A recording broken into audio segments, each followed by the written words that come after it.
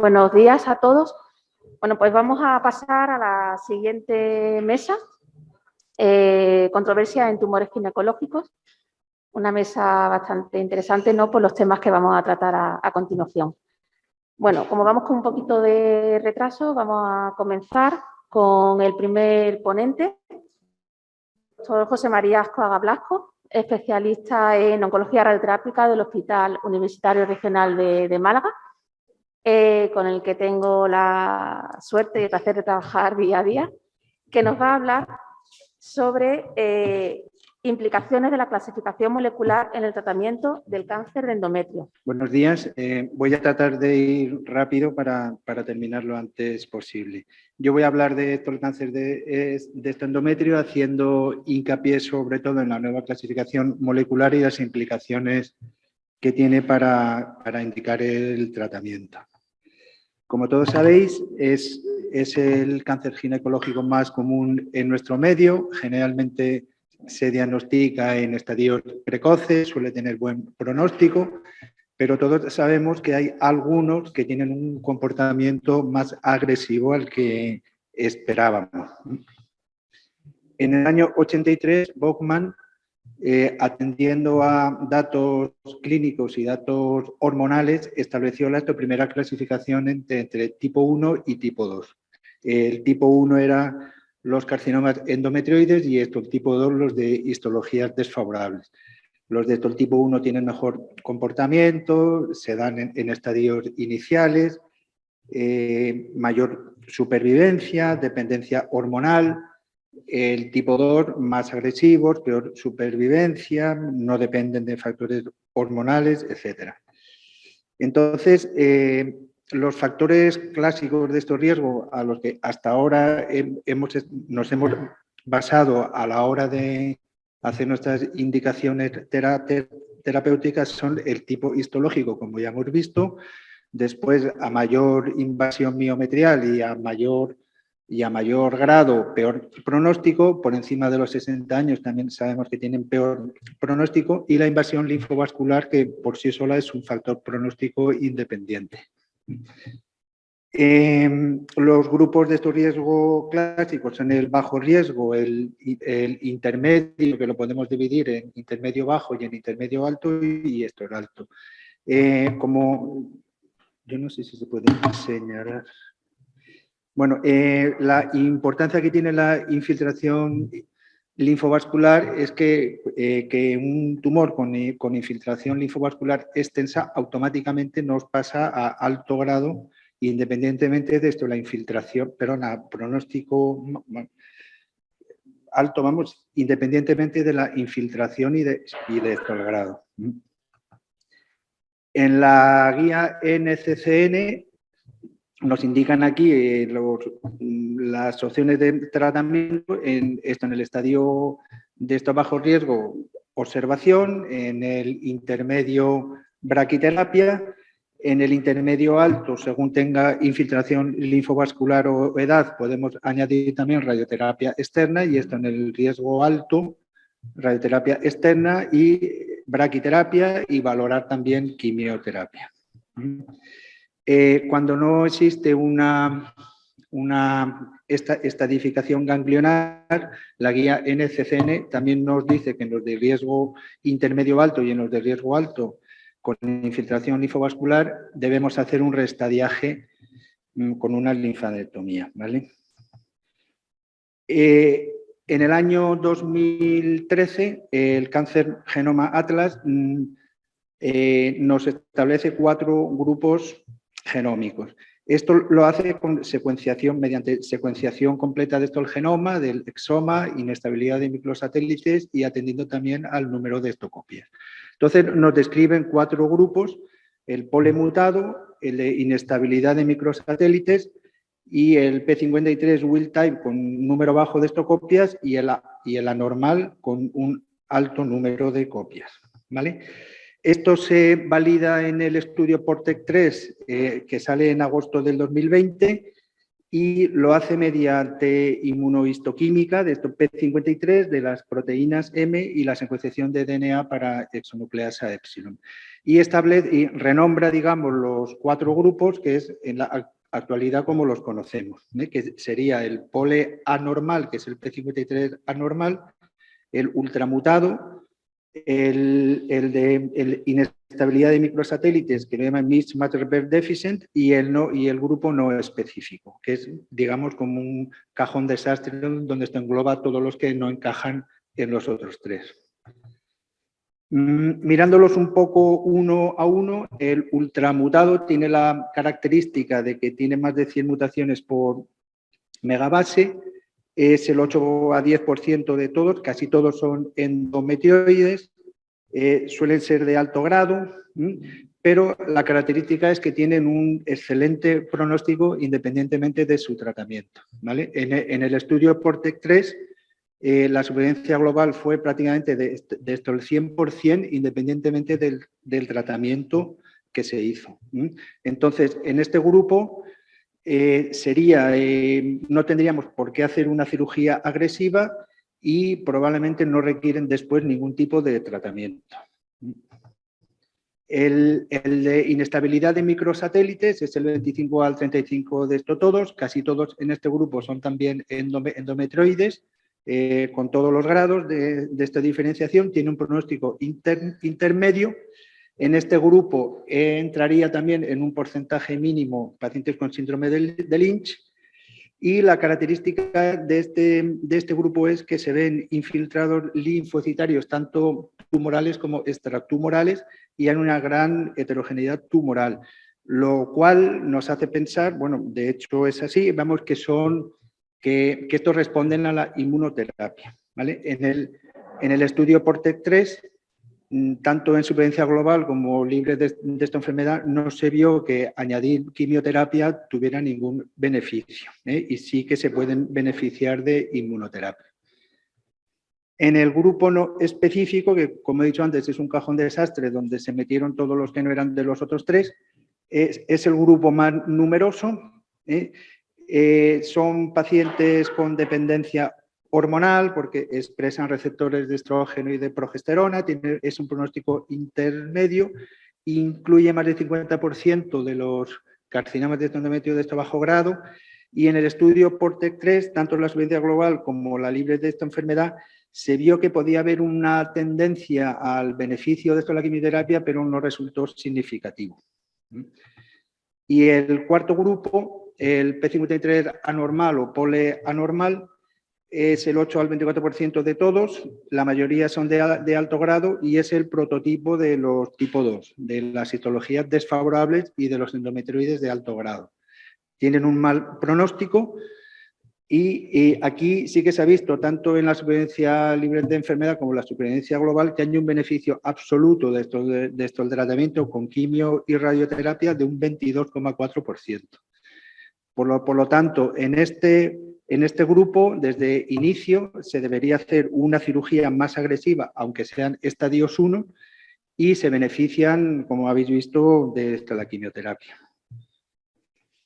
En la NCCN última ya nos mete esta clasificación, con lo cual pues tenemos que empezar ya a hacerla. Esto es en la guía de este consenso europea de los grupos ESGO, ESTRO y SP, incluye ya la clasificación molecular dentro de todos los grupos de estos riesgos. No voy a contarla entera, pero sí es importante ver arriba de esto el todo que los pole ultramutados, independientemente de esto el estadio, entran todos ya en la categoría de bajo riesgo. Y por contra, en la de alto riesgo, cualquier P53 anormal, desde el estadio 1 al estadio 4, automáticamente entran ya en la de alto riesgo.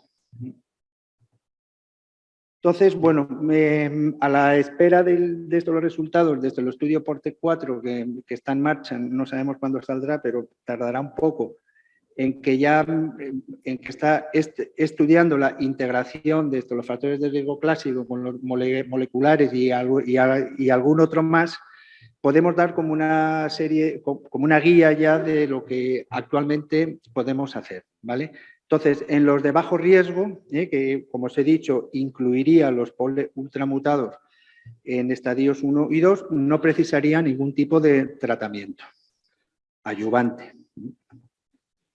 En los de riesgo intermedio bajo, que serían desde el 1A grado 3 hasta el 1B sin infiltración linfovascular, y que sean con inestabilidad de estos microsatélites o los grupos no específicos, esto los deberíamos tratar solo con braquiterapia, y en los mayores de 60 años valorar no hacer ningún tipo de, en los menores de 60 años valorar no hacer ningún tipo de tratamiento. En el riesgo intermedio alto, que ya sería con infiltración linfovascular extensa o ya de alto grado y esto estadio 2, si no tenemos esta estadificación ganglionar, tenemos que hacer radioterapia externa más braquiterapia, sobre todo si hay infiltración linfovascular extensa o en los estadios 2. Valorar quimioterapia en los altos grados o infiltración linfovascular extensa, y se podría dar braquiterapia solo en los que no existe infiltración linfovascular o en estadios 2 grado 1. Y si tenemos estadificación ganglionar, braquiterapia, radioterapia externa sin infiltración linfovascular extensa o estadio 2, valorar quimioterapia en estos últimos casos, ¿vale? Y en los de alto riesgo, que incluiría todos los P53 anormal, aquí sí que tendríamos que dar en todo radioterapia externa más braquiterapia, quimioterapia en estadios avanzados 3 y 4, en el tipo 2 y en los P53 anormal, independientemente de esta infiltración y este grado. Y en el de inestabilidad de microsatélites, pues valorar la inmunoterapia. Y como esto es todo, vamos. Y como conclusión, bueno, que yo creo que hay que meter ya la autoclasificación en nuestros hospitales, en aquellos que no se está haciendo, porque como hemos visto, hay un grupo que los estamos actualmente infratratando clarísimamente, y hay otro que los estamos sobretratando. Entonces, bueno, tenemos una herramienta buena para esto, discriminar ya pues esos dos grupos y afinar más en el tratamiento, ¿vale? Muy bien. Si hay alguna pregunta en la sala, muy bien. Estamos en ello. Yo creo que esto en breve ya lo vamos a hacer. Se ha puesto en marcha un grupo de trabajo que yo creo que en un plazo breve ya lo vamos. De hecho, ya tenemos todas las condiciones para hacerlo. Lo que pasa es que hay que, bueno, poner un poco las indicaciones, vamos, lo que vamos a hacer luego, pero sí, ¿no? Sí, yo quería hacer una pregunta también. Yo soy Antonio Muñoz, soy ginecólogo, soy clínico, me ha gustado mucho cuando he visto que ponía implicaciones clínicas, porque es lo que me interesa, a mí, ¿no? La aplicación práctica de todo esto. Entonces, el tema, la pregunta es, ¿hasta qué punto en un plazo corto esto va a ser imprescindible? Quiero decir, nosotros diagnosticamos un cáncer de endometrio cuando aparece una paciente, una serie de características, en fin, hacemos una histeroscopia por un sangrado, por tal. Entonces, evidentemente, antes de plantearnos un tratamiento quirúrgico más o menos agresivo, deberíamos conocer esto. Claro. Todos hemos tenido el caso típico de la paciente de un estadio 1A que ha evolucionado fatal y que se ha portado como un ovario y ha sido una evolución muy mala, ¿no? Entonces, esto deberíamos conocerlo sobre la biopsia antes de operar a la paciente. Sí, efectivamente.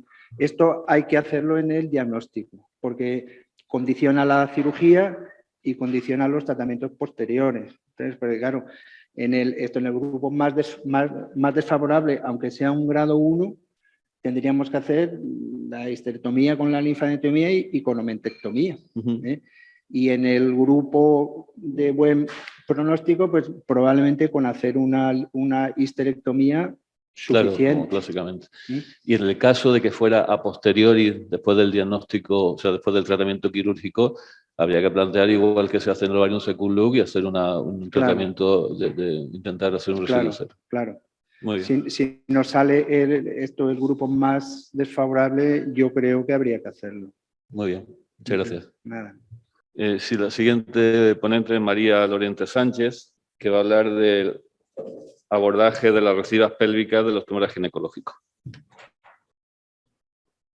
Bueno, pues, buenos días. Gracias por aguantar a estas horas y en este final del Congreso. Me ha tocado hablar encima de un tema que para mí ha sido bastante reto. Ya es un reto en el día a día de nuestra práctica clínica y la revisión en sí. Espero que por lo menos lo que me ha ayudado a mí a despejar esas dudas o a manejar mejor estas pacientes con recidivas pélvicas, pues ayude también a vosotros. Las recidivas pélvicas en los cánceres ginecológicos realmente es un reto terapéutico para todos los que nos dedicamos, sobre todo a la patología ginecológica, porque el no control de esta enfermedad o de esta recidiva supone el 60% de las muertes de las pacientes. Y es un reto también porque la evidencia de la que disponemos son de estudios retrospectivos, con normalmente poco seguimiento, pocas pacientes y encima con perfiles muy heterogéneos.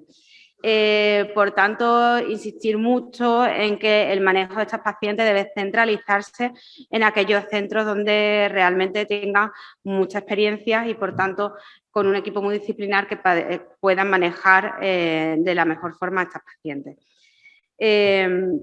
La pelvis es la localización más frecuente de la recidiva de los tumores ginecológicos, principalmente de los tumores de cérvix y de endometrio. Ocurre en el 10% de las pacientes con cáncer de cérvix tratadas de forma radical con quimiorradio y en el 5% de las pacientes de endometrios que han recibido, además de la cirugía, radioterapia. Son recidivas que la mayoría de recidivas suelen aparecer los 3 primeros años después de los tratamientos y aún así suelen tener las recidivas precoces peor pronóstico que las tardías. Los factores que realmente nos van a influir en el pronóstico de estas pacientes es el intervalo libre de enfermedad, sobre todo el tiempo entre el primer y segundo tratamiento, la localización de la recidiva y el tamaño de la misma. Como os decía, la mayoría de las recidivas aparecen en los 3 primeros años tras el tratamiento radical y esto impacta en el pronóstico, de manera que las recidivas precoces tienen peor pronóstico que a las tardías. La localización también es un factor pronóstico. Las pacientes con recidivas pélvicas, siendo la recidiva de localización central la que aporta, la que tiene mejor pronóstico, entre otras cosas porque las resecciones quirúrgicas pueden llegar normalmente a una resección completa con márgenes libres. En cambio, las recidivas pélvicas laterales suelen tener peor pronóstico, son las que suelen ser más frecuentes en los cánceres de cérvix tratados de forma radical con quimiorradio y pues su manejo es más complicado.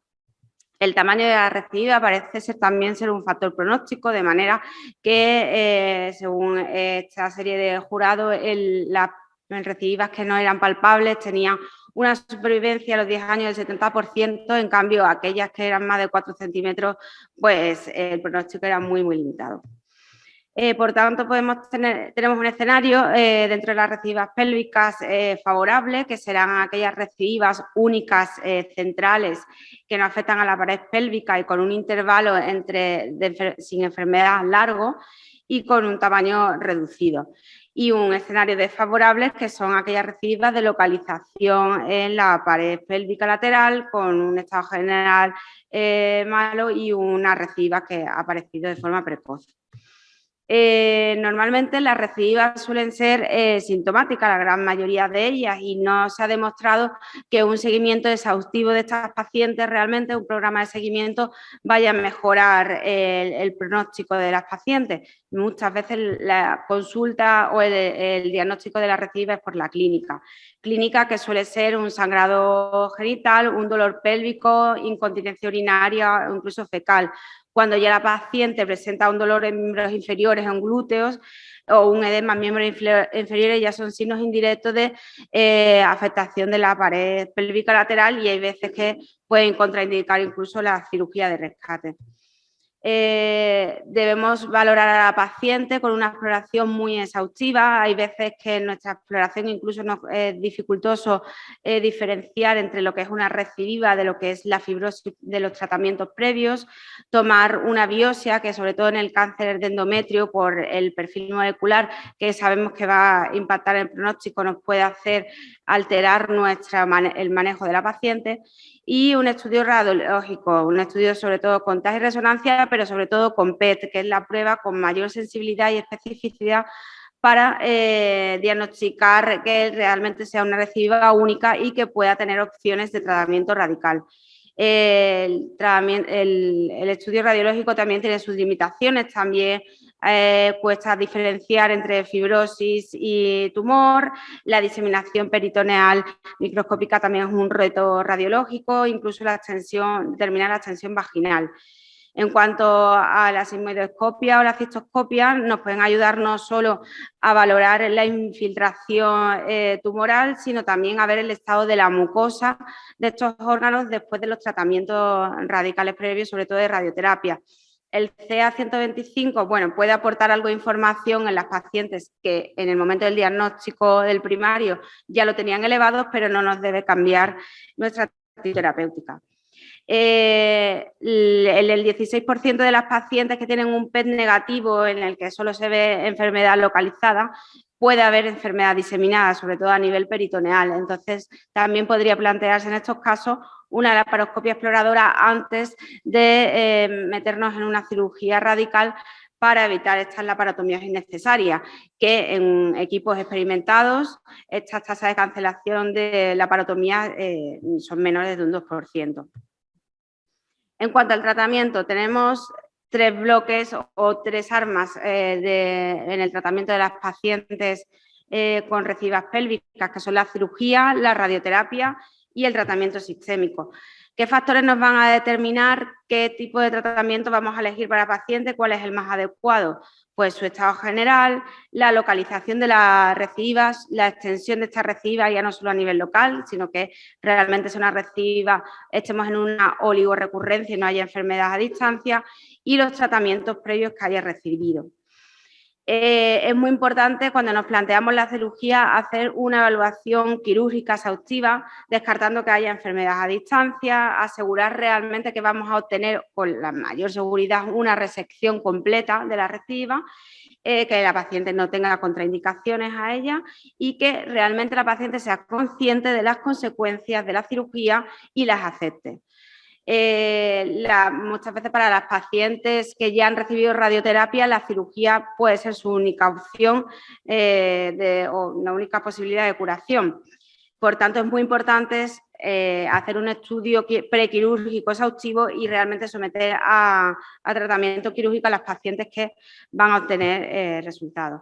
En cuanto a las técnicas quirúrgicas, pues bueno, la asenteración pélvica sería la técnica más indicada en aquellas pacientes, sobre todo con recidivas centrales, descrita ya en 1948, y la resección endopélvica extendida lateralmente ha sido otra técnica desarrollada más recientemente que ha permitido darle opción a esas pacientes con recidivas en pared pélvica lateral y obteniendo buenos resultados con la técnica.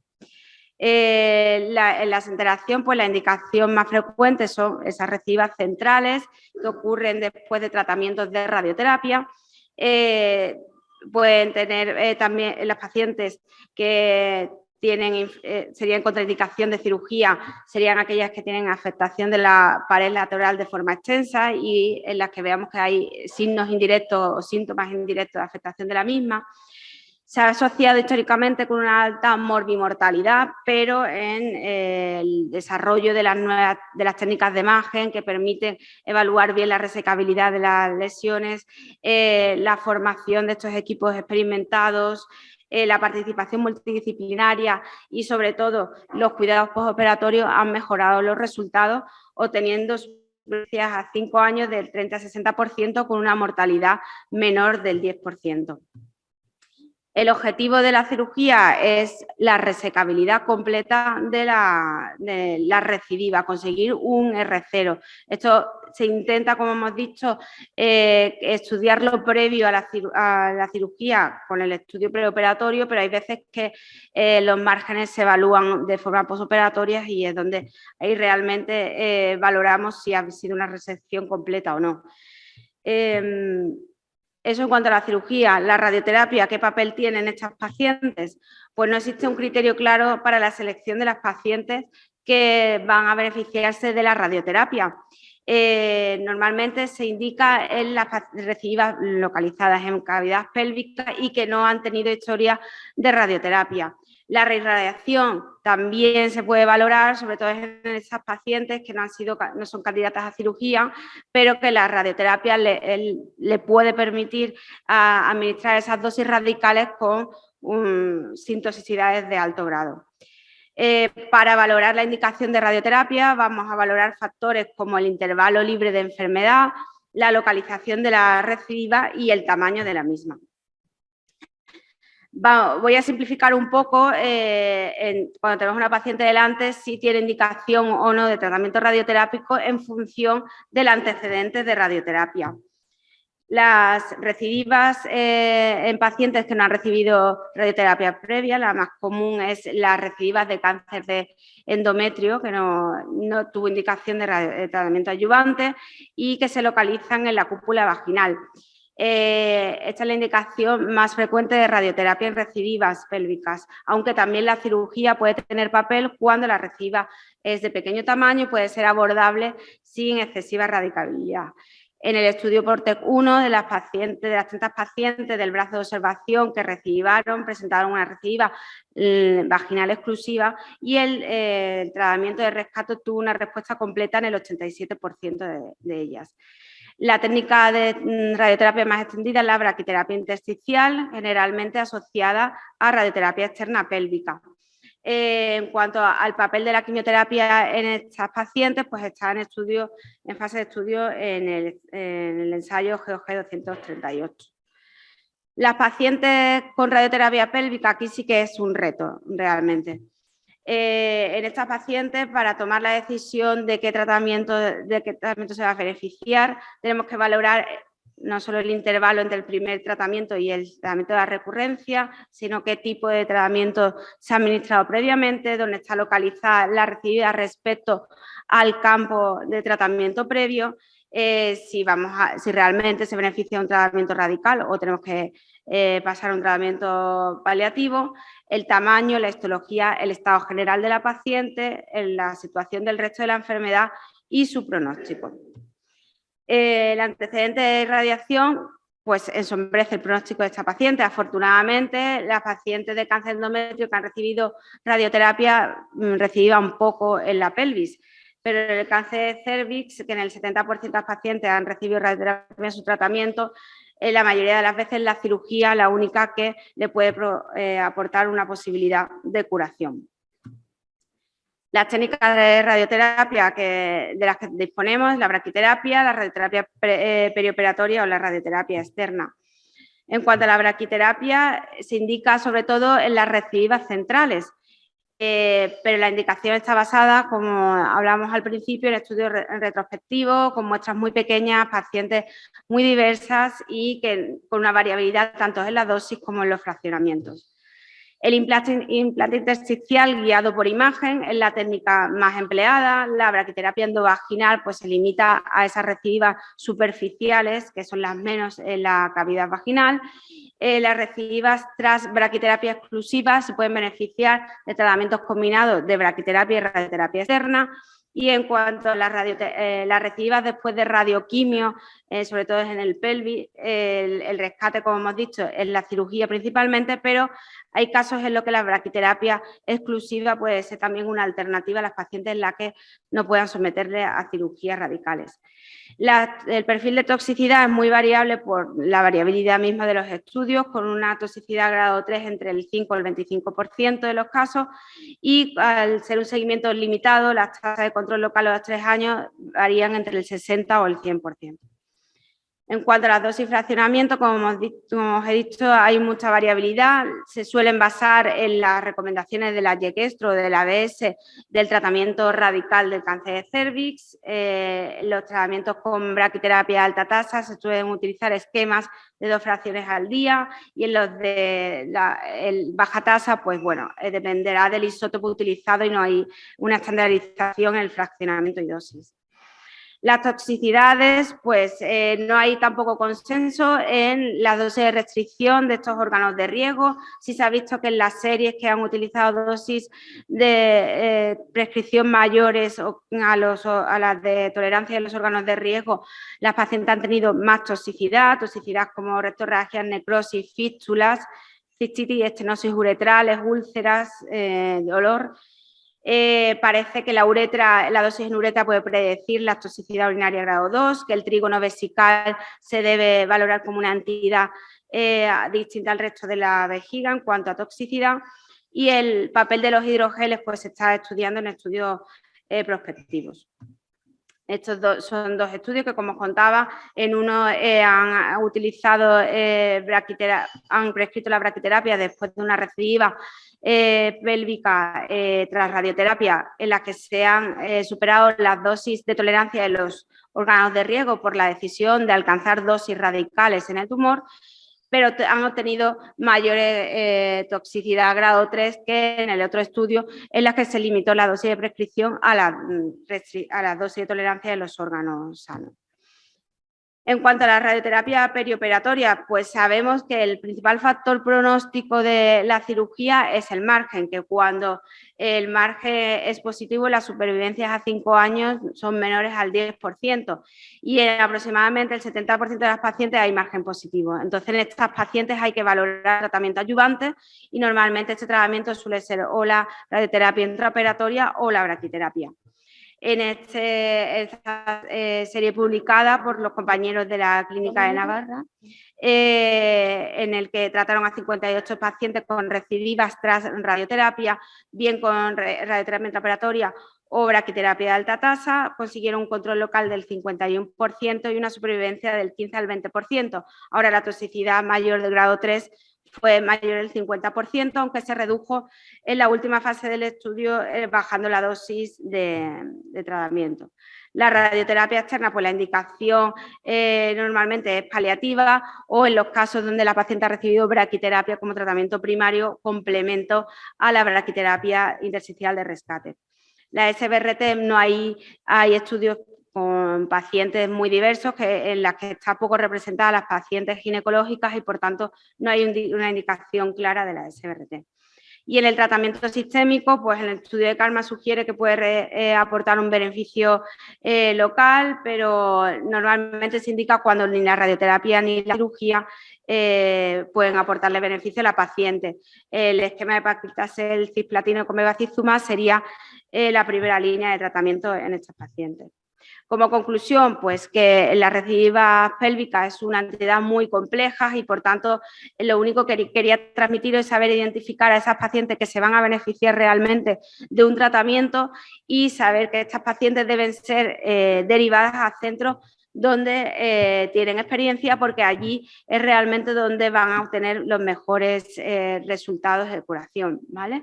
Estas pacientes principalmente son aquellas que tienen un peor pronóstico, que son las que tienen la recidiva pélvica lateral, y que los tratamientos de rescate tienen alta morbilidad, y por tanto requiere un centro donde haya una infraestructura bien engranada, en la que también tengan en cuenta las complicaciones de la cirugía.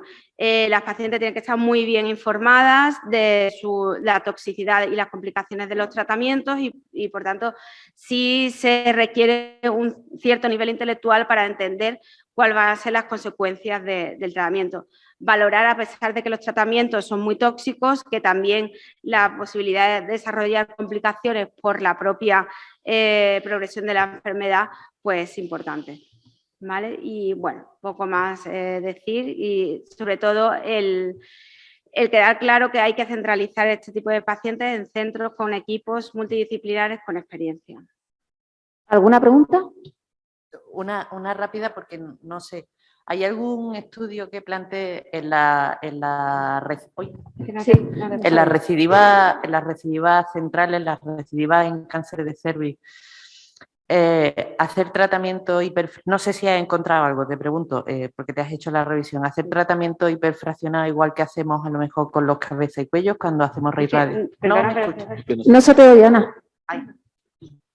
¿Se me oye ahora mejor? Sí.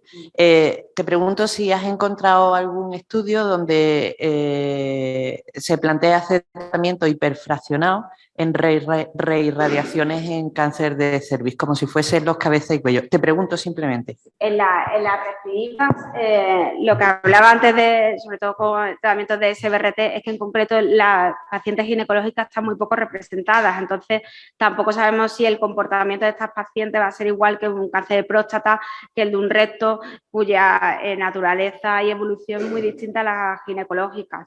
Entonces, no hay de momento nada en cuanto a tratamientos hipofraccionados como tratamiento de rescate, como tal.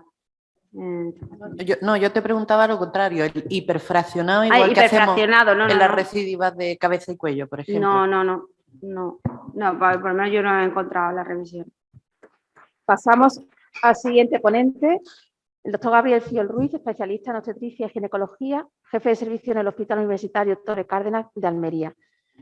El tema que va a tratar es la preservación de la fertilidad en cáncer de cervix.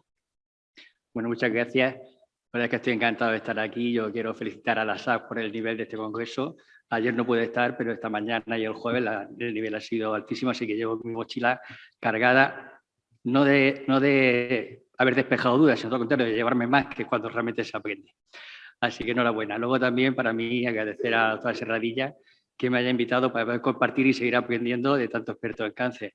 Y felicitarnos porque hay muchos expertos jóvenes, lo cual siempre creo que nos beneficia a todos. Bueno, la pregunta es si podemos preservar la fertilidad en cáncer de cervix. Este es mi conflicto de intereses. El cáncer de cervix es una enfermedad infecciosa y está provocada por un virus, que es el virus del papiloma humano.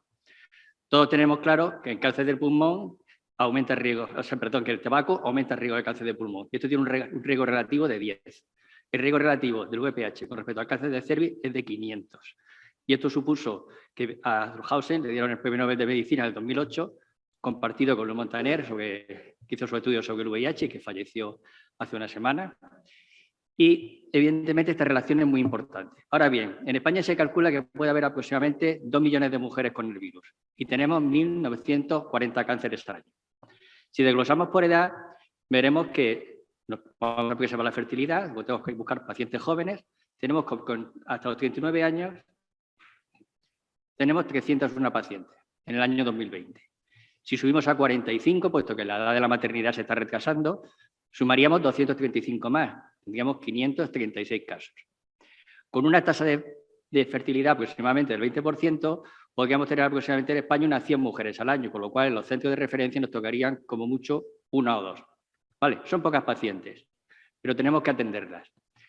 La Sociedad Británica de Ginecología Oncológica dice que se trata de una mujer que tiene todo el derecho a comprometer sus posibilidades de curación para maximizar un resultado obstétrico favorable posterior si logra una cura. Por tanto, tenemos que respetar ese derecho, entenderlo, empatizar con ella y brindar ese asesoramiento adecuado. ¿Vale? ¿Cuál es la situación actual? Bueno, la mayor parte de las sociedades científicas, la radioterapia y oncología, la sociedad de patología, nos dice que para preservar la fertilidad tenemos que tener carcinoma de células escamosas o adenocarcinoma de tipo habitual, el que provoca el VPH, igual o inferior a 2 centímetros. Y si es de más de 2 centímetros, lo consideramos que tiene que estar siempre en un tratamiento experimental, en ensayo clínico. La NCC es un poco más permisiva y nos dice que para los tumores de más de 2 centímetros se puede valorar también otros tratamientos, incluyendo la cirugía en esos tumores más grandes. ¿Qué dice nuestra oncoguía? La oncoguía de la SEGO, que también está elaborada conjuntamente con SEOM, con SEOR, con la Sociedad Española de Anatomía Patológica, nos dice que para tumores que infiltran hasta 3 milímetros, si no hay invasión linfovascular, podemos hacer una colonización o incluso seguimiento. ¿Qué pasa si hacemos esta situación? Bueno, pues las tasas que hay de recurrencia, como vemos aquí, son de 0. Luego tenemos un tratamiento que podemos ofrecer a mujeres con tumores pequeñitos, hasta menos de 3 milímetros. ¿Y los demás? ¿Podemos hacer algo más? Siguiendo con la oncoguía, pues nos dice que efectivamente si hay infiltración linfovascular en tumores más grandes, hasta 5 milímetros, podemos ofrecer traquelectomía. Es cierto, en el cáncer de cuello nos encontramos con que pasamos de la conización al vergen. Y estamos hablando de una situación de verdad que bastante mucho más laboriosa a la hora de hacer una cirugía. La traquelectomía es todavía más difícil que el vergen. Nos cuesta mucho más trabajo a los cirujanos. Bueno, pues entonces resulta que tenemos que dar ese salto de conización a traquelectomía solamente por pasar de 3 milímetros a 5 milímetros. Y en tumores más grandes, hasta 2 centímetros. Bueno, tanto, sobre todo si no hay afectación linfovascular, en tumores de menos de 2 centímetros, podríamos plantear la traquelectomía radical, incluso si hay infiltración vascular o en tumores hasta 4 centímetros que no tienen infiltración linfovascular. Bueno, entonces, ¿cuál sería el escenario que tenemos? Bueno, lo tenemos claro. Actualmente podemos decir que podemos hacer preservación de la fertilidad, bien con conización o bien con traquelectomía, en tumores menores de 2 centímetros que no tengan afectación ganglionar o tumores de 2 a 4 centímetros que no tengan afectación ganglionar ni linfovascular. Teníamos 100 mujeres y las vamos a restringir a esto, nos quedamos con muy poquitas. Y a las demás las condenamos a que no tengan hijos o podemos abordar otros aspectos y podemos ofrecerle algo más. Bueno, podemos plantear hacer conizaciones en estadios más avanzados, superiores al 1 a 1, es decir, más de 3 milímetros. Y en tumores de más de 4 centímetros, en tumores localmente avanzados, serían todas a quimiorradio, ni siquiera cirugía. ¿Podemos ofrecerle algo para preservar la fertilidad? Algunos autores han planteado hacer conización a estadios un poco más avanzados. Aquí tenemos esta serie que es de un grupo argentino y chileno. Son 31 pacientes nada más. Hablamos de que son pocas pacientes, que sí que evalúan el hacer conización hasta tumores de 1 centímetro. Eso sí, siempre con una evaluación ganglionar, porque como mínimo un ganglio centinela. ¿Cuál es la tasa de recurrencia de esas 31? 0. ¿Cuántas gestaciones hemos conseguido? 9. 7 embarazos a término. Podemos ofrecer algo más. Si revisamos la literatura, vemos que de las 605 preservaciones de fertilidad que se plantean aquí, 426 son conizaciones. Es cierto que hay 4 muertes y 28 recidivas, pero la tasa de embarazo es del 40,49%. 151 embarazos a término. 151 niños que han nacido en esas pacientes que tenían cáncer de cuello. Podemos plantear algo más. Tumores de hasta más de 2 centímetros. Hablamos que de 2 a 4, si no había infiltración linfovascular, podíamos hacer linfadenectomía. Bueno, pues aquí tenemos este estudio de Vicenzo, donde hay 13 pacientes a las cuales se les hace tratamiento con quimioterapia no adyuvante. Los que tenemos ya una edad, recordamos que antes de hacer la quimioterapia radical, empezamos haciendo quimioterapia no adyuvante. Y bueno, y tenía mejores resultados que lo que hacíamos cuando hacíamos solo cirugía y luego radioterapia. Bueno, pues esto es lo que han hecho. 3 ciclos de cisplatino y taxol, y de las 13 han rescatado 11. Y de las 11, 3 embarazos. 2 abortos, es cierto, y un embarazo a término. Tenemos series algo más grandes. Tenemos 111 pacientes con tumores de más de 2 centímetros. Mortalidad de 2,7, recurrencia 13. No tenemos que olvidar nunca, evidentemente, nuestro objetivo oncológico, sin lugar a dudas. Pero 29 embarazos y 19 recién nacidos, de esas 111. Creo que también es algo que podemos ofrecer.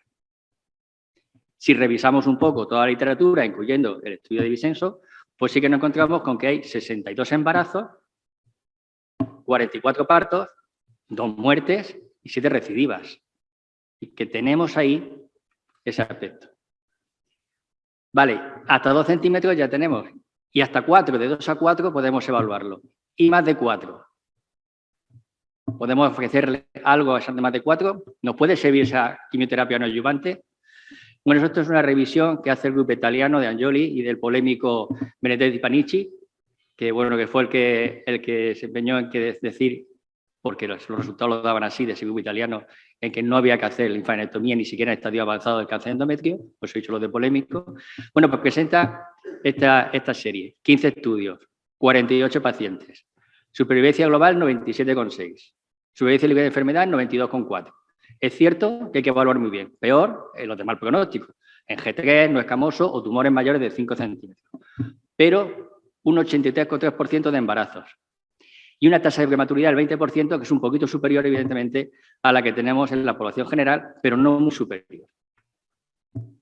Todo esto nos abre la puerta a que ya hay sociedades científicas, como esta sociedad de ginecología, de cáncer ginecológico, la Sociedad Británica, liderada por Cristina Fotopoulos del Imperial College, donde ya en su protocolo nos dice que la conización para estadio 1A, sin lugar a dudas, lo teníamos claro, pero que en estadio 1A2, con invasión linfovascular incluso, podemos realizar, o sea, siempre realizar linfadenectomía, perdón, pero que podemos realizar conizaciones. En casos mayores pasamos a la traquelectomía, pero podemos hacer en estadios seleccionados 1B1, hasta 2 centímetros, podemos hacer traquelectomía simple o incluso solo conización. Es cierto que la posibilidad de recidiva es del 5% y que la radioterapia es del 11 al 17%. Obviamente, en estadio 1B1 la traquelectomía radical, que eso sí está establecido. Siempre recordar que cuando preservamos los ovarios hay que hacer una transposición ovárica para quitarlos de los campos de radioterapia. Y que además se abre la puerta a esa neoadyuvancia previa a cirugía conservadora de fertilidad. Que tenemos ese campo ahí y que podemos ofertarlo y que podemos aprovecharlo. Evidentemente esto no se queda aquí. Tenemos que seguir avanzando.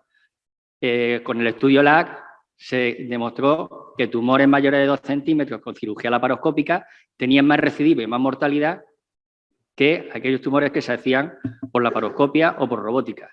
Bueno, pues se sigue estudiando sobre este tema para ver qué valor tiene la cirugía mínimamente invasiva y la robótica, no solo en el cáncer de cuello cuando hacemos un birthing maze, sino incluso en la traquelectomía. Y de hecho en el estudio IRTA, el propio Pedro Ramírez, que fue del estudio LAC, o Cristina Fotopoulos, gente con Mocibula, están participando en evaluar la posibilidad o ver la diferencia entre cuáles son los resultados en cirugía abierta o cirugía mínimamente invasiva, laparoscópica o robótica en la traquelectomía. Pero además hay ensayos ahora mismo en marcha, como el estudio Contesa y el NeoConF, que están valorando esa quimioterapia neoadyuvante previa a esa cirugía preservadora de la fertilidad. Luego tenemos muchos campos abiertos. Yo creo que tenemos una guía, que eso no está Biblia, siempre que estamos en los comités acudimos a las oncoguías, pero si eso fuera así de sencillo, no tendríamos comité. Meteríamos los datos en el ordenador, tiraríamos de la palanca y nos saldría la etiqueta con lo que tenemos que hacer. Evidentemente, tenemos que individualizar y eso es probablemente lo que nos está arruinando todo y lo que nos hace discutir. Lo que sí es cierto que no cabe duda que si queremos preservar la fertilidad del cáncer de cervix, lo que tenemos que hacer es evitarlo, tanto con prevención primaria, con la vacunación, como con el cribado citológico y dentro de poco empezaremos a hacer el cribado por tipaje que sea un cribado poblacional, cosa que no hacemos hasta ahora. El próximo día 4 de marzo es el Día Internacional del VPH y el lema es una preocupación menos. Yo creo que si al final conseguimos esa erradicación, y hay países como Australia o Canadá que ya han puesto fecha, 2035, 2040, evidentemente conseguiremos básicamente dos cosas. Una, las mujeres tendrán una preocupación menos y nosotros también. Y otra, que la doctora Serradilla no me invitará más a hablar del cáncer de cervix. Muchas gracias. Muy bien, muchas gracias. ¿Y alguna pregunta? Yo sí quiero hacerle una pregunta a mi amigo Gabriel. Un poco filosofía, quizás, y a colación de lo que hemos visto antes también, con respecto a la otra charla que me ha gustado también mucho, ha sido muy exhaustiva. Estos tratamientos, como has dicho, son muy limitados. Tenemos muy pocas pacientes al año en España que sean subsidiarias de un tratamiento de este tipo, de una traquelectomía radical, con una linfadenectomía o hacer una desintegración pélvica. Bueno, yo te digo, un poco filosofía. ¿No sería lógico, como hacen en otros países, tener todo esto centralizado en hospitales, en centros de referencia, 3, 4, 5, donde tengan experiencia, donde se puedan ofertar a las pacientes un tratamiento con garantía y con calidad y con experiencia? Hombre, yo creo que eso no cabe duda y se abordó anteriormente que se deben remitir los pacientes a centros especializados. Y mi pregunta es, ¿cómo se consigue un centro especializado? Lo digo porque los de provincia siempre estaríamos limitados, tendríamos que mandarlo todo a Granada. A veces hacemos más cosas en Almería que se hacen en Granada. Luego esto evidentemente es una limitación, ¿eh? No debería ser así, yo insisto que no debería ser así. Pero los profesionales tenemos movilidad para poder estar en algún sitio donde realmente podamos ofrecer algo más. Yo creo que al final, desgraciadamente, nuestro sistema sanitario no nos está facilitando eso, pero sin lugar a dudas sería lo deseable. ¿Y tú tienes datos sobre si es cierto? Es decir, eso lógicamente parece que es así, ¿no? Pero Por ejemplo, yo hace un par de años estuve en Toulouse. En Toulouse hay un centro, no sé si lo conocéis, es un centro oncológico, pues que un hospital es solamente oncológico, donde están todas las especialidades, donde tiene una cantidad de todos los servicios disponibles, de todo el aparataje, donde se hace investigación, donde un centro completo, y por lo visto en Francia siempre la organización es así, ¿no? Se consiguen mejores resultados, lógicamente debe ser así. Eso está publicado, es que lo está investigando y no lo he encontrado. No lo sé, porque una de las principales limitaciones que tenemos, esto es lo que abordamos siempre, es tener un registro de tumores. En Granada hay un registro de tumores que funciona más o menos bien, pero en Andalucía no tenemos registro de tumores. Y en el caso nuestro concreto en ginecología lo hemos intentado varias veces y no hay forma. En nuestro hospital se dedica ahora una persona para empezar el registro de tumores y todavía no lo tenemos. Y entre otras cosas porque también hay mucha dispersión.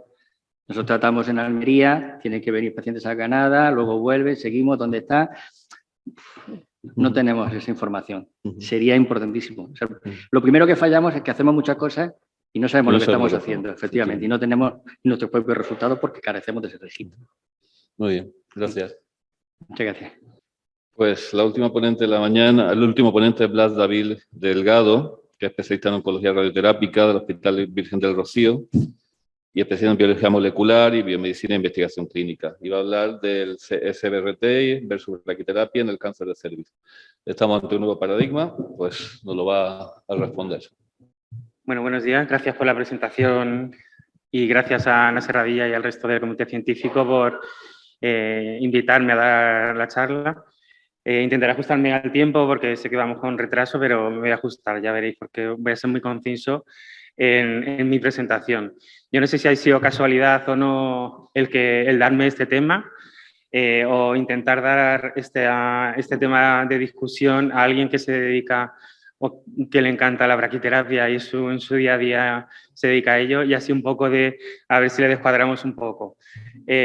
Os prometo que intenté enfrentarme a la presentación y al tema con la total asepsia que puede uno coger un tema, quitando mi experiencia personal y mi opinión sobre este tema, ¿no? Entonces vamos a ello, ¿no?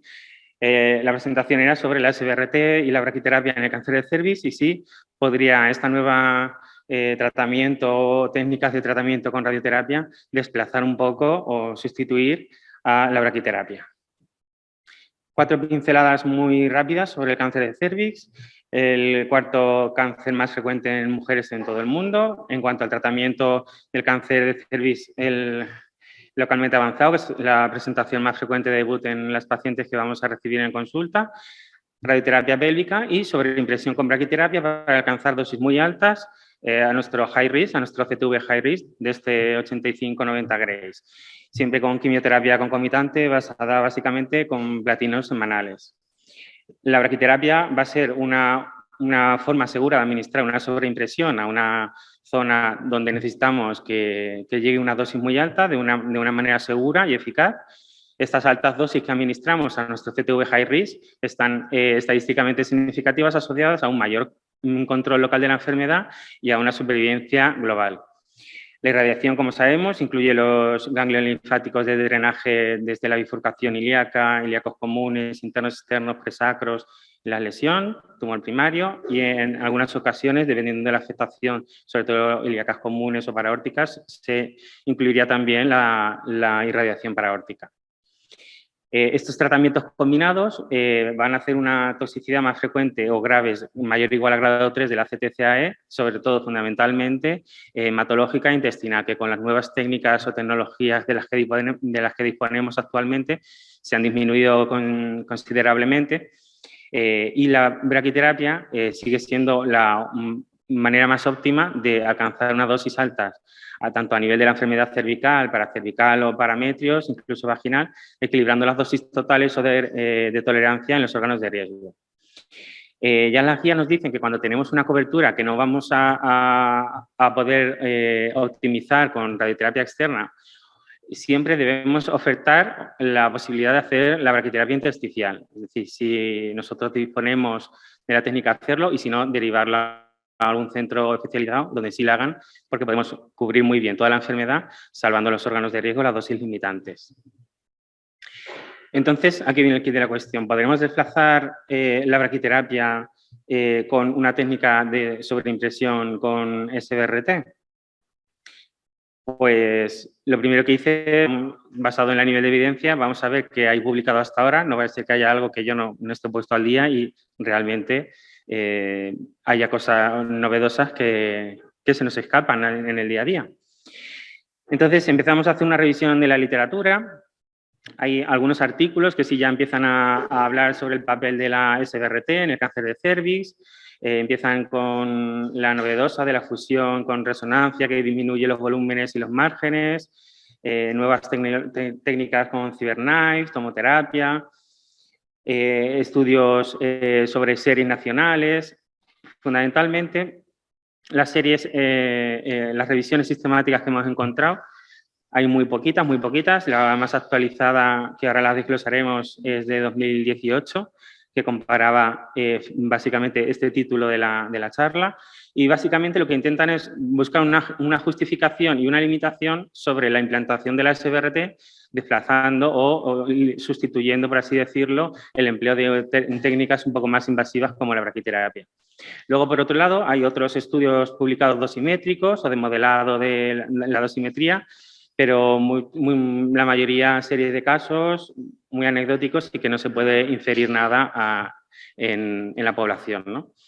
En cuanto a las pinceladas de los estudios dosimétricos, hay algunos, como hemos dicho, de series de casos. Este me ha parecido algo más interesante porque proponían un sistema de inmovilización especial, colocando al paciente en la posición de Trendelenburg con un inmovilizador vaginal que pudiera un poco simular o inmovilizar la zona de tratamiento. Luego otros estudios dosimétricos también, pero básicamente experimentales con in silico, nada más. Y luego la revisión sistemática que he encontrado más importante ha sido esta, que hemos dicho antes, publicada en 2018.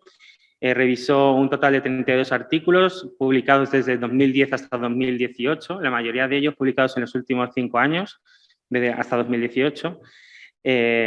Buscando en la base de datos de PubMed y Ovid Medline. Y básicamente resume el papel de la SBRT en 4 escenarios clínicos. El primero de ellos, en que los pacientes se nieguen a recibir un tratamiento levemente invasivo, con impedimentos anatómicos por las pacientes. Y entonces la SBRT podría ser una alternativa que se le podría plantear a estas pacientes. El segundo escenario serían volúmenes muy voluminosos o asimétricos que una braquiterapia nos costará un poco conformar la cobertura dosimétrica. En esos casos se podría plantear la SBRT como un complemento posterior a la braquiterapia. El cuarto escenario, como ha dicho mi compañera, alguna recidiva ganglionar fuera del campo pélvico a nivel paraórtico, como una sobreimpresión puntual a una zona que se escapa de la radioterapia externa. Y el cuarto escenario, la recurrencia en pequeños volúmenes, tanto posoperatorias o como por radioterapia, ¿no? Como la SBRT como rescate de recidiva pélvica. Los resultados de esta revisión sistemática nos muestran una eficacia bastante débil de la SBRT en este contexto de pacientes. No se encontraron pruebas sólidas para recomendar de manera rutinaria la SBRT en este tipo de pacientes con cáncer de cervix localmente avanzado como sustitución o reemplazo a la braquiterapia. Y en casos muy seleccionados sí que podría ser útil la SBRT como terapia de rescate en pacientes con recidiva por cáncer de cervix. Con lo cual, no existen datos en la actualidad publicados que nos lleve a plantearnos la posible sustitución de la braquiterapia por la SBRT. No debe fomentarse su utilización de manera rutinaria como tratamiento estándar en este tipo de pacientes. Todavía no hay estudios prospectivos sobre la SBRT en este contexto de pacientes ni la estandarización de las dosis posibles que se pudieran emplear con SBRT. Sí que hay un cierto atractivo actualmente la publicación de artículos pues de manera tecnológica o biológicamente hablando, porque sí que es verdad que la SBRT nos puede permitir también una vigilancia o control diario de la inmovilización del paciente, la visualización diaria de la lesión concreta que vamos a tratar y dar dosis biológicas equivalentes muy altas en poco tiempo, que sería como rozarnos, ¿no? O hacer un poco la braquiterapia, por así decirlo, virtual. Pero no hay nada consistente todavía publicado. Y como hemos dicho antes, algunos estudios dosimétricos y de modelado de dosis que tampoco se puede extrapolar nada de información. Hoy en día, con las técnicas de braquiterapia intersticial y la braquiterapia intersticial guiada por imagen, nos puede hacer cubrir zonas que antes a lo mejor podría ser más inviables de localizar, pero actualmente con una buena técnica y destreza quirúrgica se podría, bueno, casi quirúrgica se podría hacer sin problema. Con lo cual, ¿qué podemos concluir de todo lo publicado en la actualidad sobre la SBRT en el cáncer de cervix localmente avanzado? Como sustitución de sobreimpresión a la braquiterapia. Los implantes de la braquiterapia siguen siendo el estándar de tratamiento como sobreimpresión en los cánceres ginecológicos. En aquellos pacientes que sean unfit para la braquiterapia, hay datos de toxicidad y supervivencia aceptables con la SBRT. Los datos aún existentes no justificarían la recomendación estandarizada para los pacientes con cáncer de cervix localmente avanzado de la SBRT como tratamiento radical en estos pacientes, fuera del contexto de recidiva local o de pequeño volumen. Y lo que hemos dicho en el principio, lo importante de este tipo de tumores, una lesión muy radiosensible, que debemos alcanzar una dosis muy alta a esa zona, a nuestro CTV high risk, que se asocian directamente con un control local de la enfermedad excelente y la supervivencia global por sí, con lo cual la braquiterapia seguirá siendo superior y el tratamiento estándar en este tipo de pacientes de cáncer de cervix localmente avanzado. Nada, muchas gracias por todo.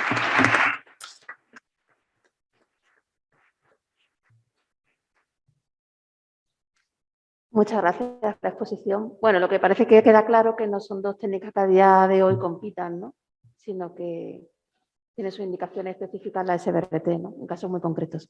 ¿Alguna pregunta? ¿Sí?